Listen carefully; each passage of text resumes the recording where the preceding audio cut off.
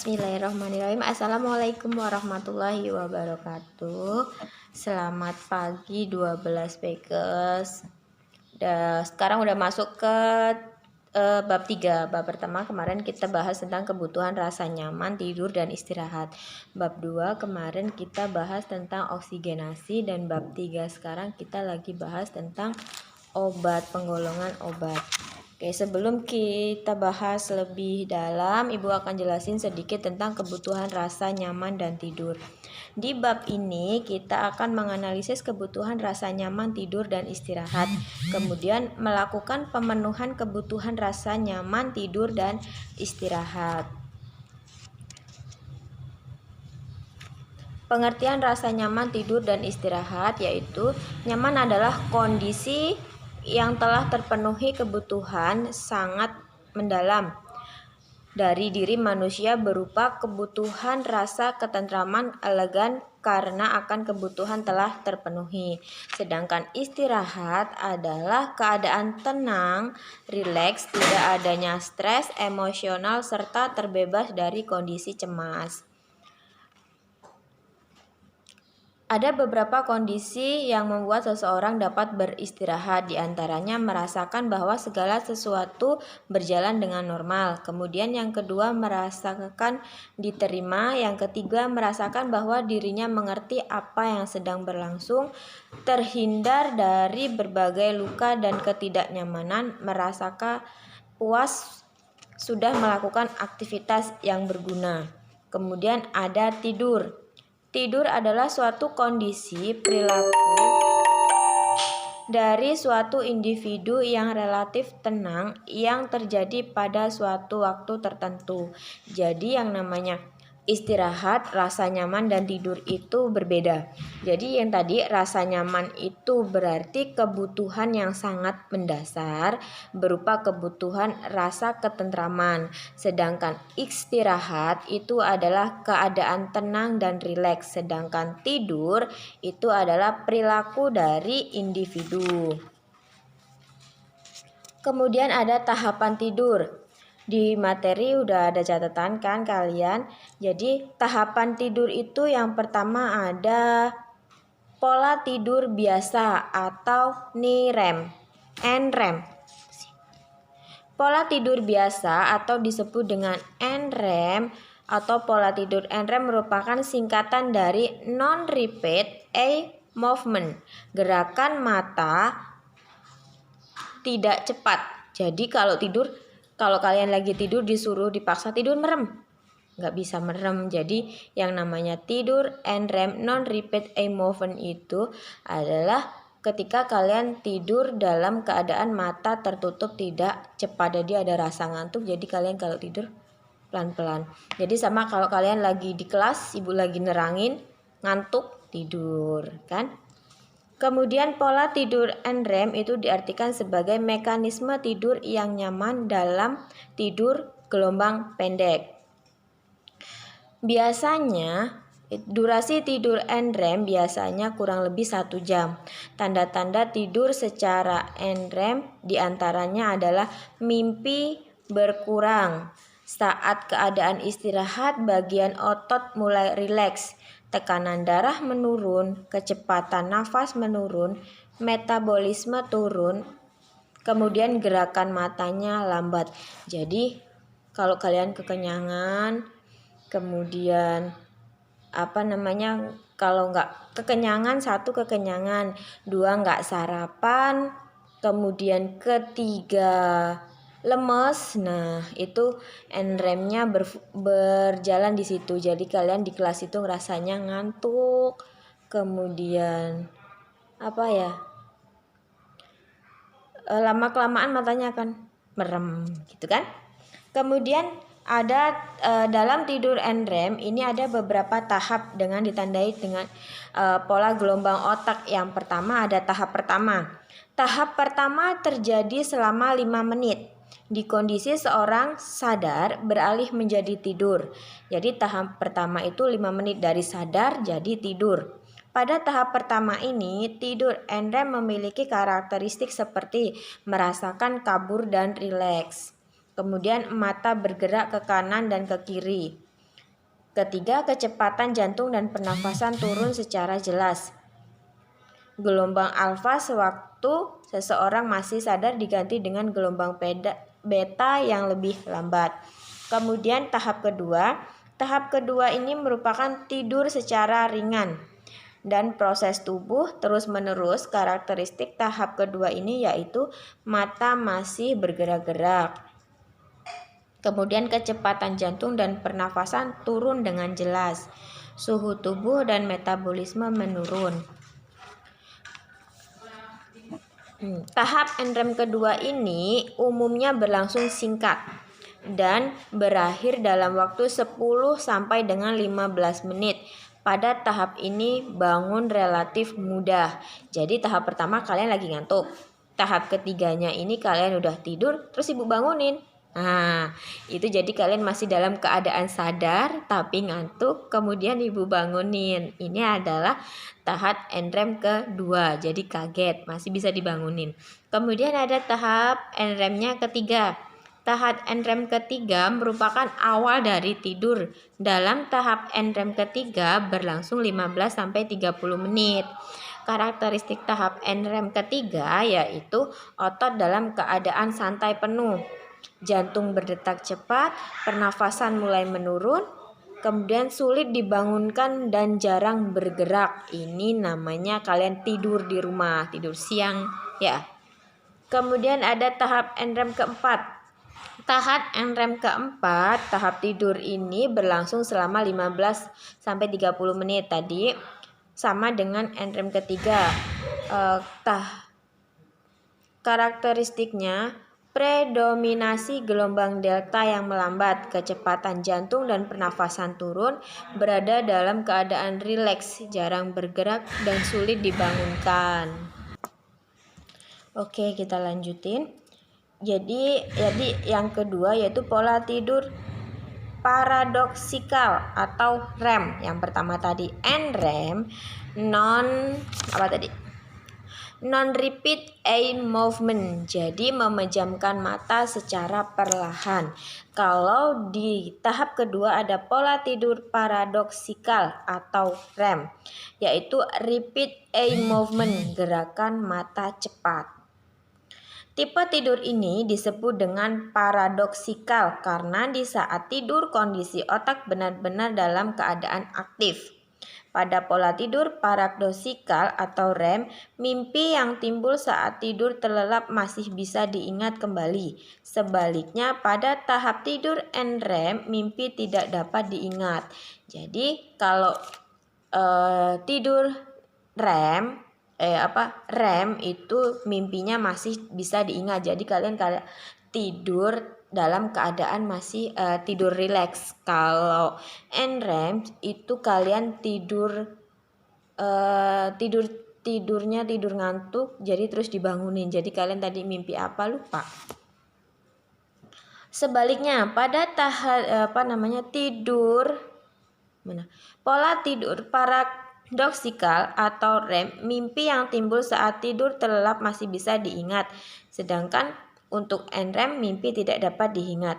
Karakteristik NREM antaranya mengigau atau mendengkur, kemudian otot-otot kendur, jantung berdetak cepat, pernafasan tidak teratur, bahkan sering lebih cepat berubah tekanan, gerakan otot tidak teratur, gerakan mata terpejam, pembebasan steroid, kemudian sekresi lambung meningkat.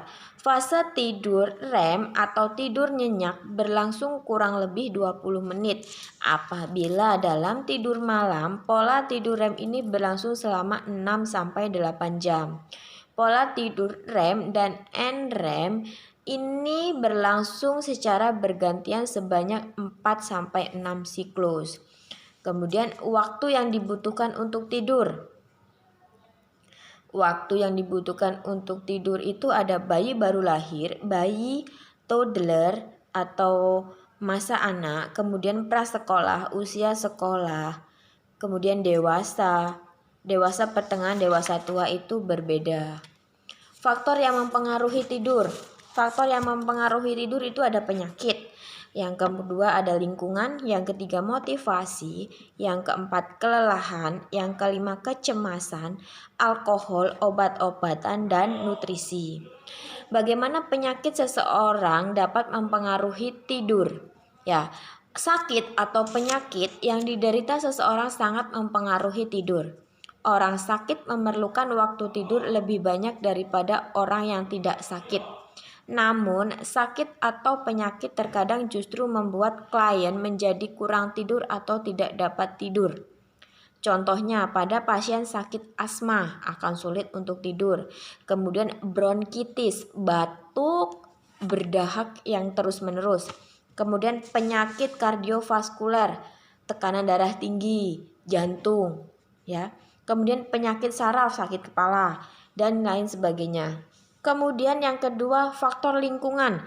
Lingkungan kok berpengaruh dengan pola tidur. Ya, pasien yang lingkungan umumnya hanya bisa tidur dalam lingkungan tenang dan nyaman. Jika kondisi rumah sakit tempat tidur gaduh, hal ini akan menghambat tidurnya. Jadi beda, pasien tidur di rumah dengan tidur di rumah sakit itu pasti akan berbeda. Motivasi ternyata juga mempengaruhi terhadap tidur, seraya mampu menimbulkan keinginan untuk tetap bangun dan waspada menahan kantuk. Kemudian kelelahan. Kelelahan juga sangat berpengaruh terhadap pola tidur seseorang. Pada umumnya kelelahan dapat memperpendek periode pertama pada tahap REM. Kecemasan. Orang yang cemas habis ngelakuin kesalahan, ngumpet, tidur, itu pasti nggak tenang kan. Kemudian alkohol atau obat-obatan sangat tidak baik bagi kesehatan dan mengganggu tidur. Ketika seseorang minum alkohol tersebut akan menekan REM secara normal hingga mengakibatkan insomnia, sulit tidur, dan mudah marah. Obat-obatan. Berikut beberapa jenis obat yang menyebabkan gangguan tidur. Kafein meningkatkan saraf simpatis. Antidepresan menyupresi REM. Kemudian beta blocker menimbulkan insomnia. Diuretik menyebabkan insomnia dan narkotika menyupresi REM. Kemudian nutrisi sangat mempengaruhi pola tidur. Jenis makanan yang mengandung asam amino, baik protein, contohnya keju, susu, daging, ikan, tuna, dapat mempercepat terjadinya proses tidur. Jadi yang nutrisinya baik, yang susah tidur itu nggak perlu minum obat tidur kalau nggak nggak butuh-butuh banget ya. Jadi cukup perbaiki nutrisi, kemudian rajin olahraga dan nggak begadang. Kemudian ada macam-macam gangguan tidur. Gangguan tidur di sini ada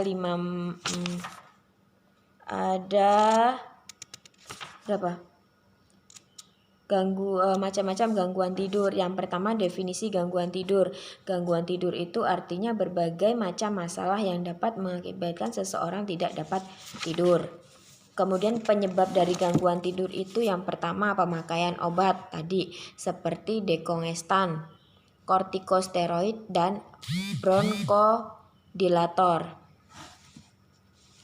Gangguan paru obstruksi, asma, penyakit muntahan cairan lambung, gangguan pada darah, gangguan pada jantung seperti gagal jantung yang iskemia, kemudian stroke, kondisi degeneratif, demensia, gangguan tidur karena gangguan CNS, hipotiroid, menopause, siklus menstruasi, kehamilan, dan hipogonadisme.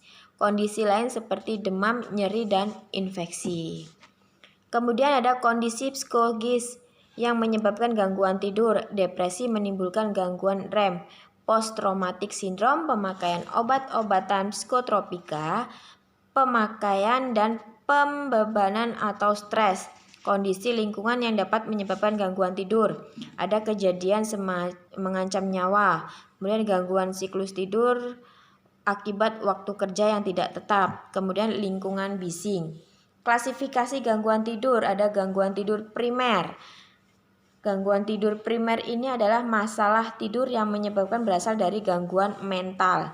Primer berhubungan dengan mental. Sedangkan gangguan tidur terkait dengan gangguan mental lain adalah masalah tidur yang muncul karena gangguan suasana hati, moodnya nggak enak.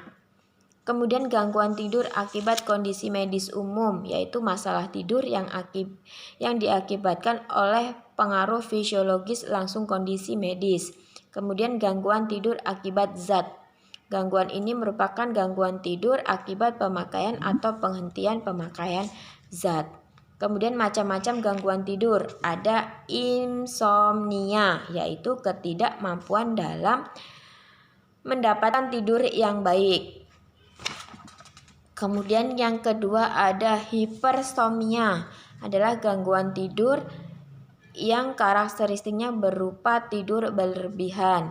Kemudian parasomnia, yaitu beberapa kemampuan penyakit yang sangat mengganggu pola tidur. Enuresa umumnya adalah ngompol. Enuresa itu ngompol. Kemudian ada apnea, tidur yang mendengkur. Itu juga gangguan buat temennya yang di samping.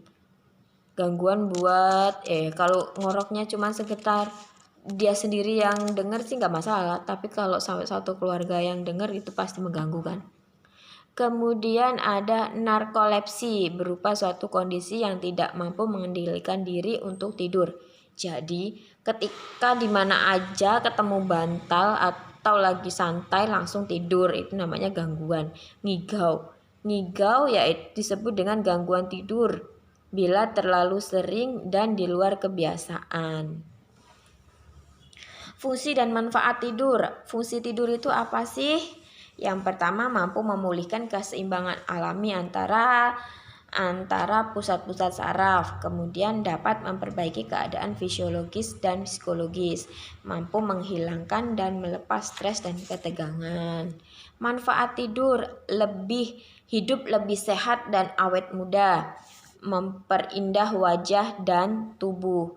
Jadi kenapa kok manfaat tidur bisa memperindah wajah dan tidur? Jadi kalau kita kurang tidur, kemudian kita stres, itu wajah akan kelihatan lebih cepat tua.